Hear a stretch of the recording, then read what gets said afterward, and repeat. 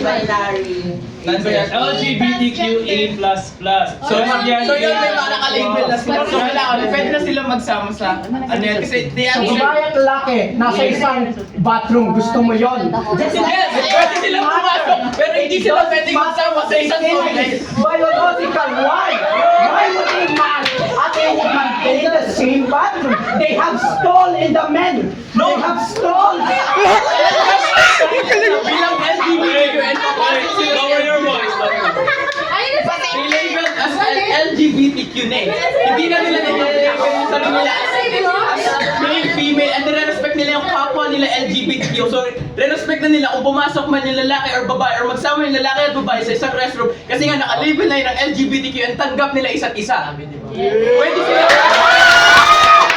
sila pumasok sa isang restroom pero hindi sila pwede pumasok sa isang toilet. Yes. Sinong kahit lalaki sa lalaki pumasok sa toilet, wait lang, mature na lalaki or mature na babae magkasama sa isang toilet, maghahati sila sa bowl? Hindi. Di ba? Hindi naman ganun eh. Mangyari nung papasok sila sa restroom, but not the same toilet. Ayun yung point ng atin ng third restroom. Can't you use the same thing as a stall? Like if I'm a gay person, I would just go to the men and go to the stall. What's the point? No one's forced to use our urinal. What's the point? The point is some gays or some LGBTQ experience discrimination. They would feel more discriminated if they added a third bathroom. Why? What do you mean? Why you're gonna... Okay, bro, tingnan mo yung bathrooms natin. Ini-disrespect ba ng kapwa nila LGBTQ yung kapwa LGBTQ? No, yung mga anti-LGBTQ community, they're the ones that gonna go vandalize the third bathroom. What's the point?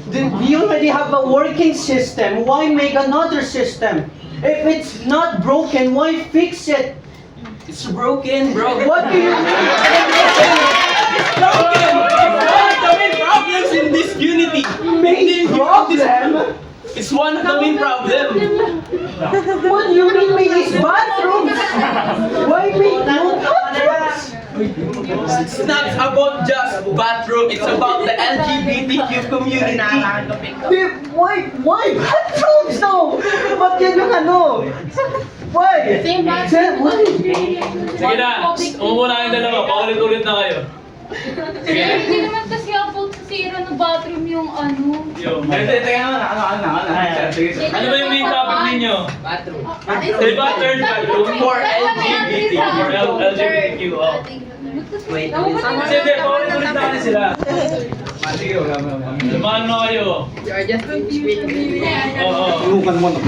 Kaya nakuha ko na yung nakuha ko na yung point nilang dalawa. dapat inuman na yung Ang point kasi nito, Sinira mo na nga yung sisirain mo. Hindi ko alam eh. ang point kasi niya, ang mangyayari daw, yung mga pwedeng mangyari, kagaya ng point na ito kanina, they can be, do lots of things like, you know, alam niyo naman yan, since mature na kayo. Ayun yung naisip niyang mangyari because both of them are biologically male and female, okay? They can fight their urges if ever. If ever lang ha. Wala kang sinasabing ganun yung pwedeng mangyari. Ayun ba yung point niyang dalawa? Tama ba? Yung all about doon. Sige, ikaw yun. Hindi, ganun din yung point ko eh. Ganun din yung point mo eh, di ba? Both of them are biologically male and female. Okay. Then sa kanya naman, ang sinasabi niya kasi, yung bathroom na yan is as a whole. They have different areas to take their things like iiget, mag-ano, or mag-CR. No, ganun yung pinopoint niya, no? As a whole na yung third bathroom, hindi na pwede LGBTQ, buo na siya LGBTQA+, hindi na siya sa male or female. Buo na siya as a whole. Diba? Tama ba? As a whole sa kanya, yung third bathroom daw, ganun pa rin male and female. No? So paulit-ulit na yung argument ninyo, kahit din yung ano niya kanina. Iba lang yung sinabi niya. Okay? Maganda yan kung meron kayong references like researches kung ano talaga yun. Magpo-prove na tama talaga yung argument ninyo. Ha? Biglaan lang, no? Pero, both of the opinions are valid. No? So, since ngayon, di pa naman siya na-approve, since nasa ano tayo, religious country naman tayo. No? So, ang stance natin dyan, no?